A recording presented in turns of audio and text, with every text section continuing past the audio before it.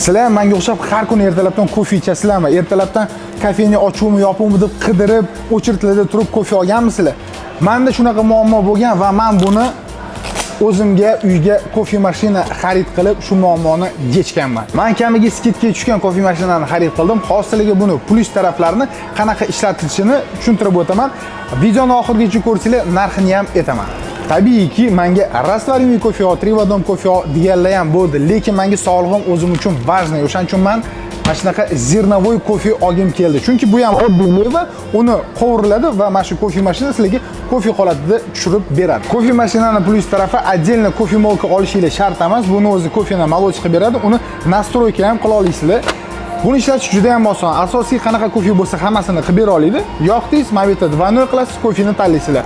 Ushbu cappuccino atir nafaqat xom sutni, balki risovый миндальный sutni ham isitib bera oladi. Buni tozalash uchun отдельный knopkasi bor. Kofe mashinanikining o'ziniki отдельно. Tugmasini bosasiz va o'zini o'zi tozalab bera oladi. Ushbu kofe mashinani xarid qilib men nimalarga erishdim? Birinchidan sog'lig'im uchun muhim qadam qo'ydim. Ikkinchidan vaqtimni tejadim. Uchinchidan pulimni tejadim. Hozir Mediaparkda ko'plab kofe mashinalari singari ushbu kofe mashina ham chegirmaga tushgan. Buni naqdga oladigan bo'lsangiz 6.499 mingga olasizlar chegirma narxda. Agar bo'lib to'lashga oladigan bo'lsangiz, oyiga 455 ming so'mga aylanadi.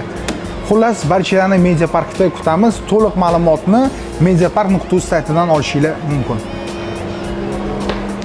Aytgancha, zirnovoy kofeni ham Mediaparkdan xarid qilsangiz bo'ladi.